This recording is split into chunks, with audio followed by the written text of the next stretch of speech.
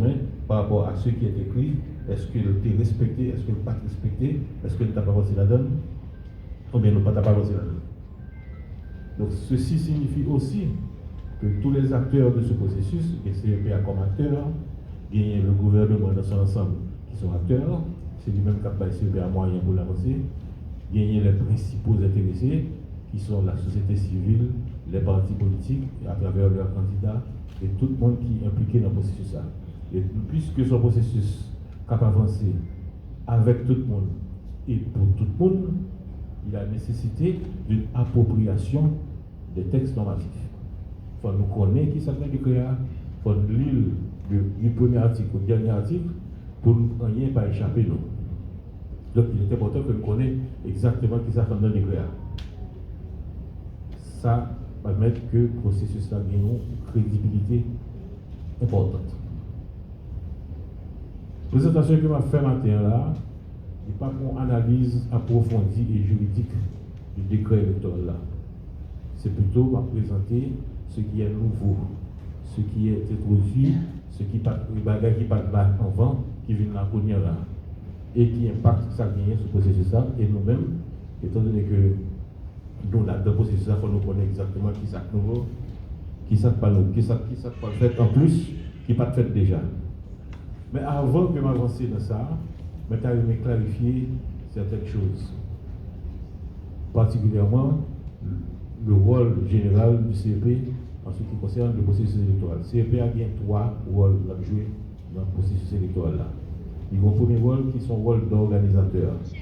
Le CEP a mis tout moyen à disposition techniciens, cadres CEP, sur tout le territoire de la République, puis au joindre ça au besoin, puis au fait élection. Qu'il s'agisse de la direction de logistique, direction de sécurité, direction du registre électoral, direction des affaires juridiques, direction financière, direction de communication, direction exécutive lui-même, tout le monde qui a moyen dans les ressources matérielles, ressources financières et tout le bagage fait à l'intérieur de la stratégie. Donc c'est dans le cadre de ça que CEP a travaillé pour une décision stratégique, d'organiser l'élection. Deuxième rôle CEPA, son rôle de régulateur. Tout ça qui pas dans la loi, qui est périté au règlement, CEPA rédiger le règlement. Parce que CEPA a un pouvoir de réglementation. Donc tout ça, comme je l'ai dit tout à l'heure, tout bagage est fait pour écrire. Tout bagage est fait pour décider, il faut l'écrire sur papier. Pour tout le monde connaître, même côté au palais. Et le troisième rôle du CEP, c'est un rôle de garant du processus. Le processus l'a fait, bon côté pour le processus a commencé, bon côté pour le lever. Et le côté pour le lever, c'est la publication des résultats définitifs. Et les résultats publiés, il faut CEP assurer que les résultats publiés, c'est décision populaire. C'est lui-même que peut pas.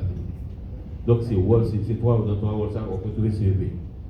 Une nouveauté qui est introduite, il n'y a pas de ça dans l'autre décret, mais il n'y a pas de CEP vraiment une injonction des moyens pour le faire. C'est la question du vote de la diaspora. Décret ça, du bail CEP, ou certaines autorités réelles et injonction même pour permettre que les Haïtiens de la diaspora votent aux élections. Mais pour ça, nous devons avoir que c'est pour l'élection présidentielle seulement que va le voter. Mais ça a une conséquence tout. La conséquence que ça vient, c'est que si avant CEPA, juridiction, c'était les 27 750 km du territoire de la République, il y a juridiction, c'est Haïti et tout pays côté gain haïtien. Donc CEPA a obligé d'établir des structures, tout côté gain haïtien, qu'il s'agisse des États-Unis, du Canada, la France, Brésil, Chili, tout côté ça. Donc CEPA a une extension territoriale, il y a une supervision globale des élections. Ça, c'est ça qui dit dans le texte là. Donc ça veut dire tout qu'il y a des approches qui fait tout dans ce sens-là. Pour avancer, on a avancé avec les nouveautés importantes.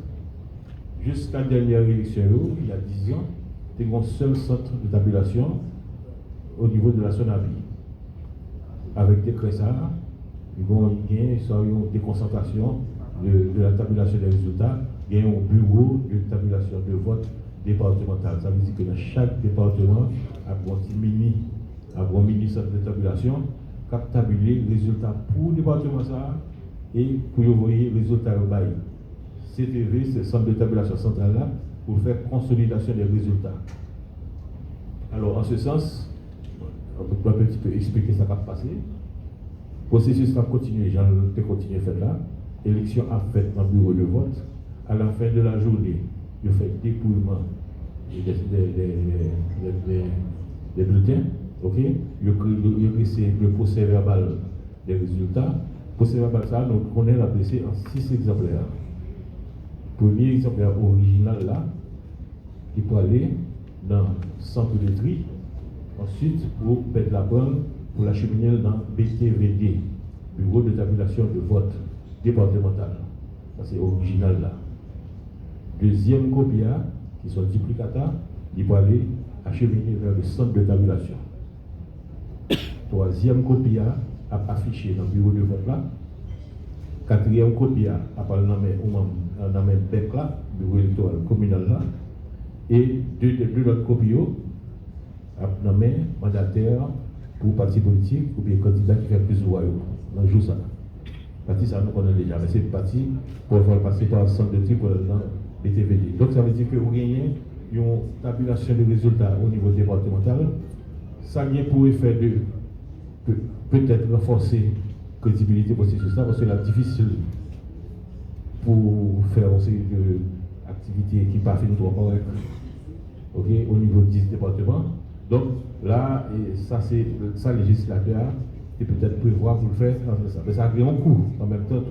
Ça a une pression sur le budget élection, mais nous gagnons pour faire ça. Nous gagnons pour installer un bureau de vote, un bureau de tabulation de vote au niveau départemental. Ensuite, dans les dernières élections, nous avons commencé à faire, pour chaque élection, depuis 2004, nous avons introduit graduellement technologie dans l'élection. Nous avons introduit graduellement, nous avons fait ça un seul coup. Et surtout que la technologie, à l'époque, en 2004, il ne pas permettre de faire un de la avec l'évolution de la technologie a évolué, nous-mêmes nous avons évolué avec le tout. En 2010, nous avons fait ça photo, tout procès verbal au niveau du bureau de vote et d'afficher tout procès verbal au niveau site web CVA, de sorte que tout le monde ait accès à tout moment à procès verbal qui est affiché sur le site web CVA. Fois ça, non seulement on a fait photo procès verbal, on a tabulé data tout, données tout, et on a transmis données par centre de tabulation. Avec une transmission de données de manière électronique, de sorte que le résultat, l'objectif c'est pour produire le résultat dans les 72 heures après jour élection. Ça c'est l'objectif. Donc ça m'a demandé pour nous gagner des bases de données consolidées. Ça m'a demandé pour nous utiliser des équipements. On n'a pas utilisé des tablettes qui sont conçues spécialement pour CEP. C'est pas tablette qu'on a acheté dans le marché, c'est nous-mêmes qui nous commandons des tablettes. Ça nous dit, mais qui gênent nos vraies tablettes, ils fabriquent spécialement pour CEP et ils vont et 15 000 tablettes comme ça. Ici dans CEPA que nous avons programmé, préparé pour utiliser non seulement pour faire tabulation des résultats, mais aussi nous avons utilisé tablettes pour faire l'inscription des électeurs et parti ça m'a quitté le directeur du sélecteur là, avancer dans ce sens avec nous pour présenter nos processus d'inscription des électeurs. Étant donné que nous avons utilisé la technologie et que nous avons utilisé les tables de données, ça veut dire que nous avons une certaine traçabilité de données pour observation, pour audit, pour tout le ça, parce que c'est nous-mêmes qui dans c'est nous-mêmes qui dans la bataille là. À tout moment, il faut être capable de dire nous, mais qui compte passer, mais qui compte ramasser tout. Donc il faut le clair pour tout le monde. Il faut nous connaître clair, mais ça qui est fait, mais ça qui n'est pas fait. Donc pour que tout le monde soit capable à tout moment vérifier et capable de vérifier tout, bien ça va passer. Parce que l'objectif, c'est transparence. Transparence totale. Transparence totale.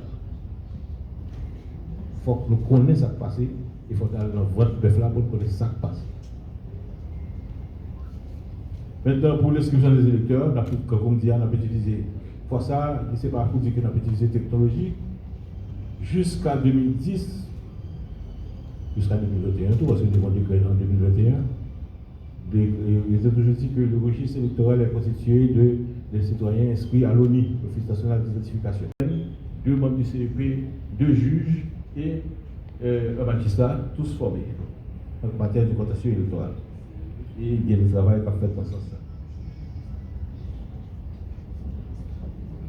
Inclusion des femmes et des personnes handicapées. Nous sommes italiens, on parle de démocratie sans femmes. En fait, pas grand lien sans femme. Tout se fait avec la femme, mais avec les hommes aussi d'ailleurs. Donc, le CEP a fait un effort extraordinaire pour soit forcer, soit inciter la participation des femmes. Au niveau des locales, pour les résoudre, parce qu'au niveau des mairies, c'est 3 membres, au niveau des mairies, AZEC, délégués de ville, ce sont des cartels. Et déjà, même au niveau inscription, système d'inscription, forcé pour mettre aux femmes. 30% de femmes dans le système d'inscription, même. Si on ne peut pas inscrire au cartel, c'est pas 30% de femmes. À ce niveau-là, il y a un problème. Au niveau des députés, des sénateurs, ce sont des élections uninominales, ce sont seulement qui présentent comme candidat. Maintenant, c'est Partia qui a intervenu dans ce question-là. C'est Partia, dans l'ensemble de ces candidats, qui a gagné une exigence pour mettre 30% de femmes dans tout le monde qui l'avait inscrit.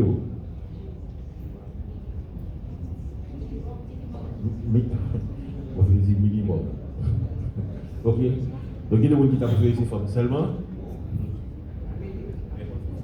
Bon, mais bon, pour moi-même, ça m'a fait.